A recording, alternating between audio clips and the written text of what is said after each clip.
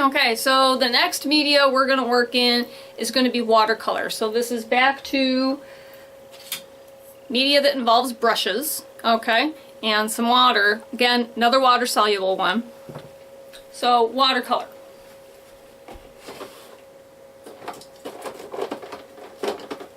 In the cabinet of holding, this is just a couple that I happen to have grabbed.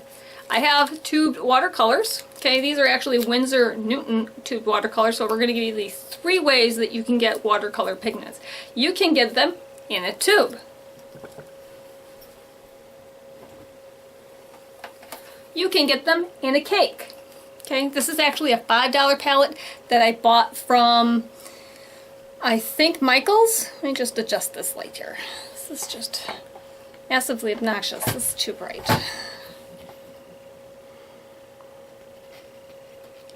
Oops. Okay. Alright, so then we got the cake.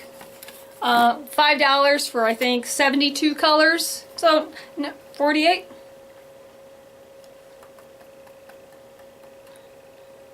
$36. Okay. So, $5 for a set of 36. You have tube paint. These can run various different prices if you're buying them separately or if you buy them as a set. Again, the ones that are really going to cost you a lot of money are going to be your blues, your cobalt blues, and anything that's like a cadmium color. So cadmium red, cadmium yellow, the cad colors can run you really, really expensive.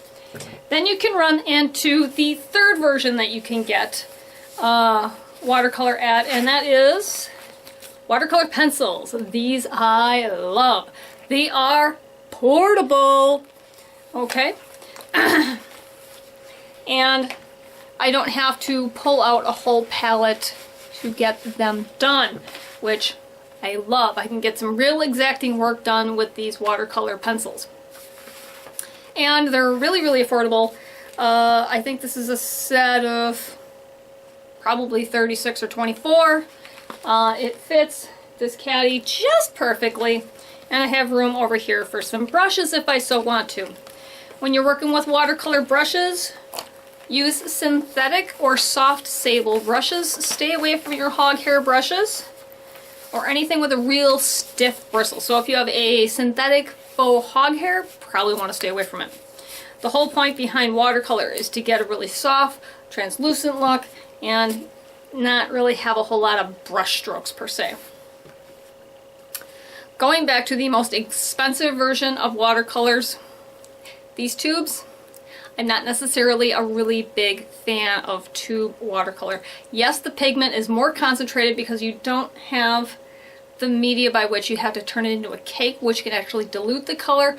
However, this is what I find a lot of the times. So this is a tube that I used maybe once on a watercolor and it's stuck shut. So if any of you guys in the comments know how to kind of liberate the hard tube paint that is watercolor from its housing, I don't have that problem with acrylics, but I do find it a lot with watercolor, and I find it exceptionally annoying. Now, to counter that, there is another thing. And that is a watercolor palette. Okay? So this is a palette that is meant to be, now it's been a minute since I opened it, so I might have a little bit of problem if the paint sealed it shut. It sealed it shut. Okay, you hear that rattling around? That is actually dried out pieces of this. Okay, well, not this particular color, but it's dried out pieces of paint. And effectively what you can do is squeeze out a portion onto your palette and then close it up, and then it's supposed to stay airtight. Because I don't very frequently paint in watercolor, this happens quite a bit where I can't get this open. But it happens quite a bit where I'll have excess, or I don't really use the tube paint because I'll crack it open and then I'll never get back to it. So this is a nice option if you paint more often, or if you want to use tube paint because it's got a more concentrated pigment to it, is to have a watercolor palette, and it's got, I believe, let's check this out, 1, 2, 3, 4, 5, 6, 7, 8, 18 colors, so slots for 18 colors, which is it's a really veritable sort. And then you just squeeze it out, close it up, you're ready to go. I could probably take a putty knife and then get this palette open, pop it right open, then just water down the color, and it'll be right back to where it was because it's not in a cake form. But when it comes out of these tubes, man, once you crack these tubes, you're done with them. And just, bro, these tubes are expensive. Okay, so one other thing that I want to mention about watercolor, and that is this question you guys always give me, and that is what kind of paper I'm using. You guys ask a lot about paper like it's like the answer of the universe. Okay, typically what's most available in my area is Strathmore. So generally, if I'm doing watercolor, if I'm doing Inktense, I'm working on Strathmore watercolor paper. This actually is a 5 by 8.5 pad of paper. Ran me about $4, so I can have something more pocket size. Now last night I did go out and, in preparation for doing not only this video, but for doing a couple more watercolor pieces, I did go out to Walmart, because,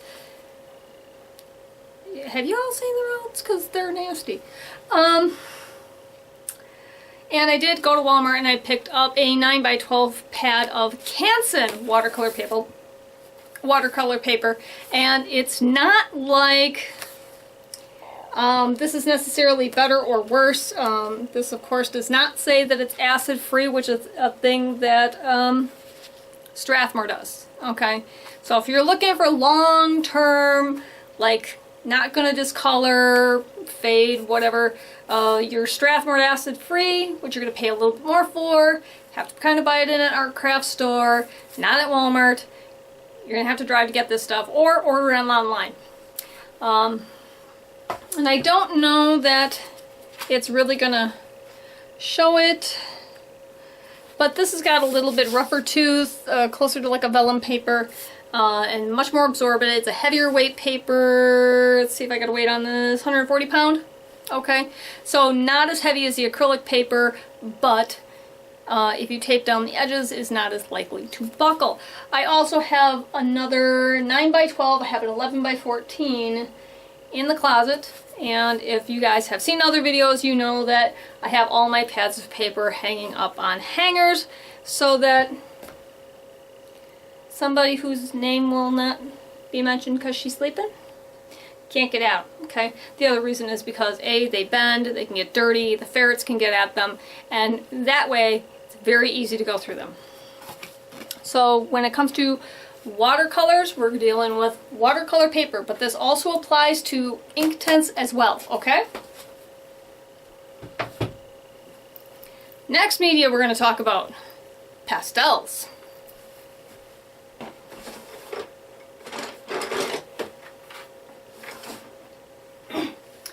So you can get pastels in, well, technically 3 forms now, okay?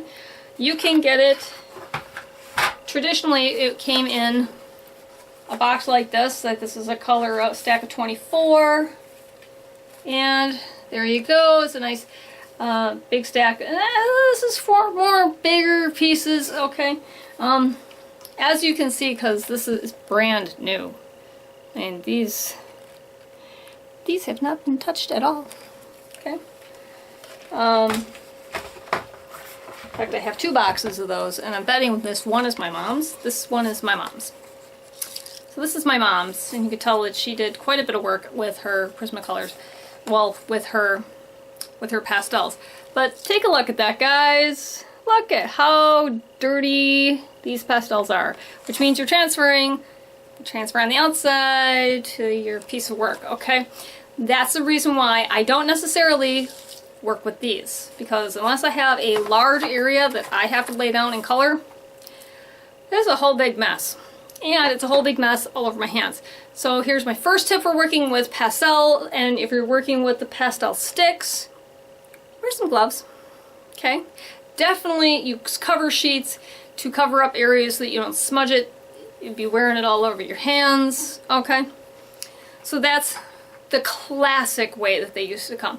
Recently, they have come in these little cakes that are anywhere from 2 to 4 inches. I saw them in a Michael's recently. In fact, I'll see if I can't post pictures of it, because when I saw it, I was kind of wondering why Michael's was selling makeup, because that's what it looked like, I swear to God.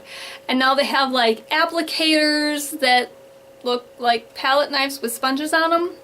And so they've made it a little less messy. As far as if you're having a debate about whether or not you're going to get the fancy dancy cake ones, or if you can kind of deal with this, the sponge tools that they're promoting that you use with the palettes, or the plates, packs, things, the round ones that look like makeup, basically they look like, it looks like foundation or powder or eyeshadow. And the utensils are really not all that wide. They're maybe 3/4, ½ inch wide. It's not that wide. So honestly, if I was gonna do that, I would probably stick to something like this. This pack ran me about $12. And while I don't really use it, I don't think I have to go buy Pastel in a whole new format in order to get a larger piece done. If you guys want me to do a Pastel piece, I will be more than happy to, but if you look in the playlist under Cats, look for Desmond. That was all done in Pastel. This is the other form that you're going to wind up with pastels in, and this is my personal favorite because you don't wear it, and it's a much more controlled, and that is pastel pencils. You get a much tighter, refined look with it, and way more controlled. So if you're not doing a huge piece, then effectively you can do it in that method, which I like a lot. There are tools that go with this. And it kind of starts to get into our next media, which is charcoal. Now charcoal only comes in 2 colors, black and white. Charcoal comes in various different hardnesses versus pastel, which only has 1 hardness, okay? Now we're not talking oil pastel, we're talking chalk pastel, just in case anybody gets confused or wants to know. But now we're kind of getting off on the tool tangent, so we're still under the category of pastels, but now we're talking tools with pastels, okay? And that is blending stumps, okay? Tortillons and blending stumps really kind of grind that base color into the tooth of your paper. And then here's the thing, is if you have a 24 pack of pastels, you need 24 different tortillons in order to make sure that you keep your color pure. I mean, it's one thing if you want to blend a color, like if you're going with like a raw umber or a dark umber onto a yellow oxide, that's still in the same family, but be prepared to have a lot of tortillons for something like your cool colors versus your warm colors, okay? So that should be something you really want to plan in advance for. The other thing that you'll find in an art and supply store, or actually you could probably find it in a makeup store, is these things. And these are a different kind of blending stump. I believe originally I found these at Michael's, but I think Hobby Lobby is now carrying them too. And they're basically like a foam applicator kind of thing. And they come in different shapes. You can get them squares. This is a conical shaped one. And then they have a round one, which really, it just looks like something you would do stenciling with. And I was like, I don't need to, why would I want to do that? I don't want to do that. So I was picking up the conical shaped ones so that I can get a little bit more control. This acts kind of like a pen, but it also acts like a blender. The function is to do blending. So when it comes to pastels, you're looking at blenders, and you're looking at a lot of them. Okay, so well, yeah, I have a whole toolbox for this stuff. Okay, so now we're getting into pencils, which comes to erasers.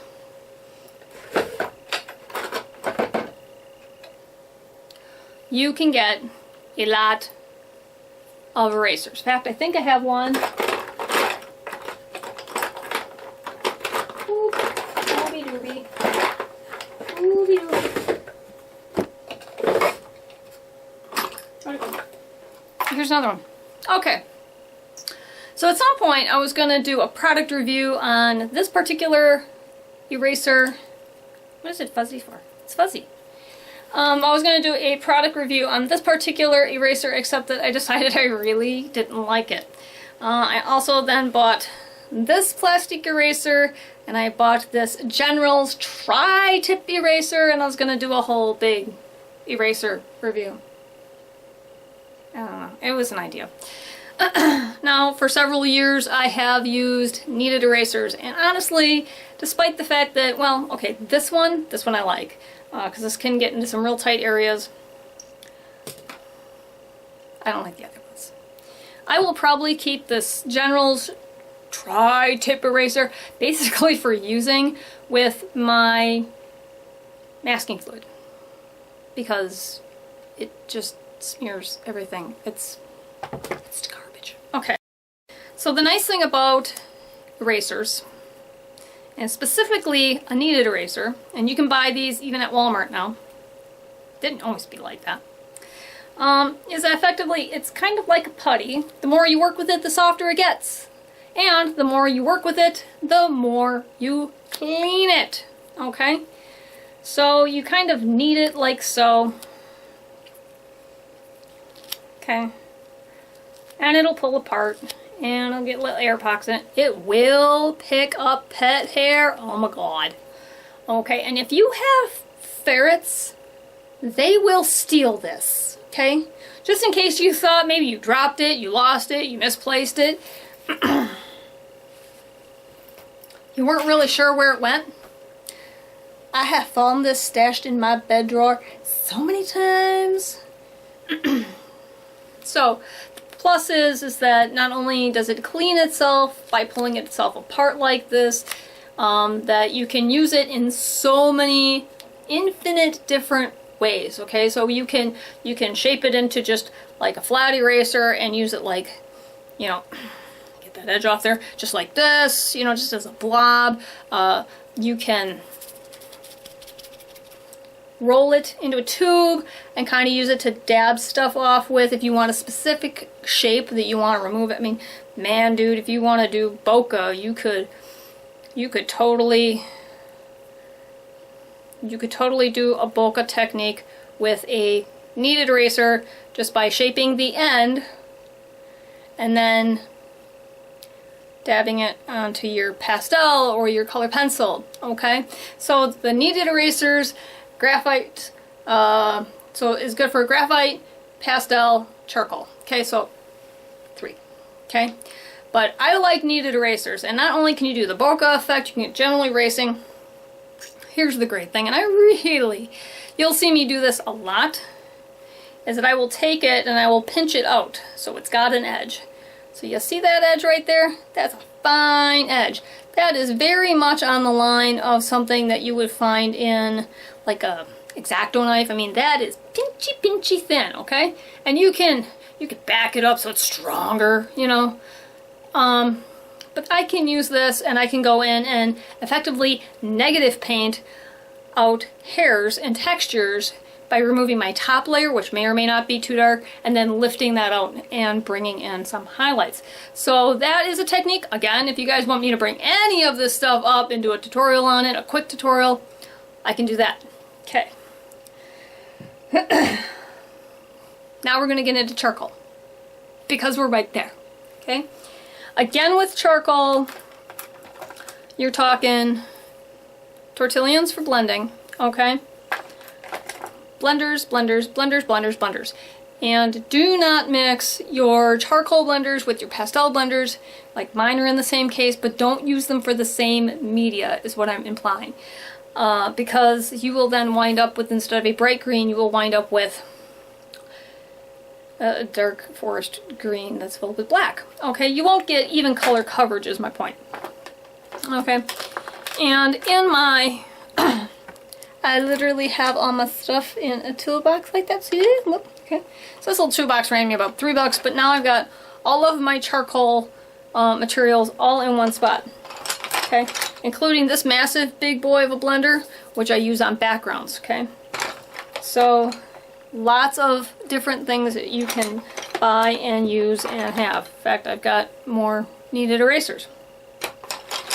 Okay, so a couple of minutes ago I had said, unlike pastels, which come in one hardness, charcoal comes in different hardnesses, okay?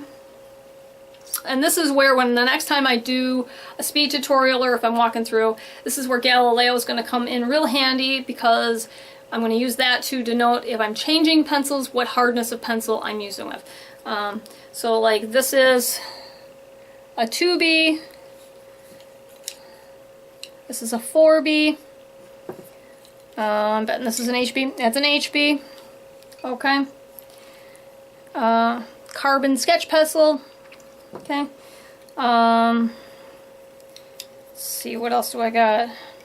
A 6B extra soft, and the softness and the hardness depend on how dark it's going to get on the paper. I mean, some of these are literally so soft, it's like you don't even want to really push on it, and you will get super, super, super dark tones with these 6Bs, okay? In contrast, you have the other end of the spectrum, and the other end of the spectrum is a carbon pencil. Now this is the hardest of the family of carbon pencils. Okay, it's almost to the point where it's like a 2B pencil in the hardness. You can get a real tight look on it, real sharp, definite contrast and sharp details with a carbon pencil. However, these are about $2 to $4 a piece, depending on where you get them, and they don't go very far. Okay, so if you need a lot of maybe medium tone coverage, you're talking your 4Bs. Darker coverage, you want your 6Bs.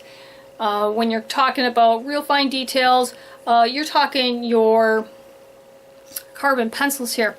And the other thing you will see me use often is I will take, I gotta make sure I grab a carbon blending stump and not a pastel one, is you will see me say these, take these blending stumps, and you'll actually see me pick up a really dark tone. So from something like a 6B or a 4B, I'll take that really dark tone and I'll pick it up on what's almost a clean blending stump.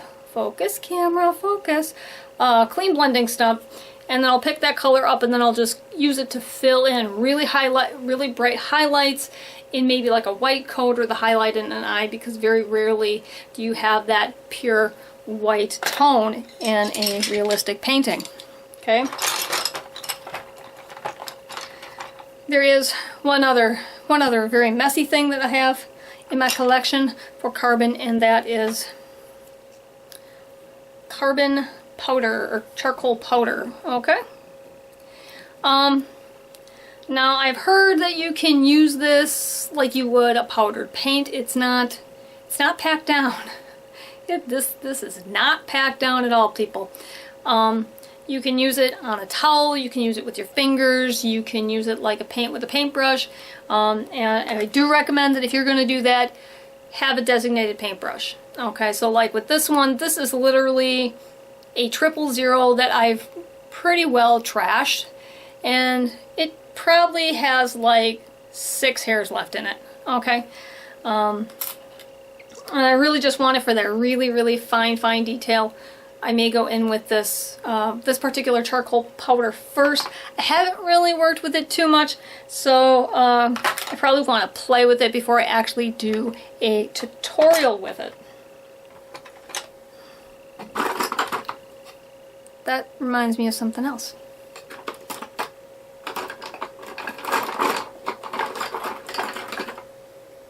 The reminding me of something else is scraping tools. So scraping tools in your paper to kind of scrape off your top layer, maybe do damage to your paper, really get into the tooth of your paper, maybe just take off your top layer if you have a lot of pigment on your paper. You will see me use dental tools. This is a dental pick.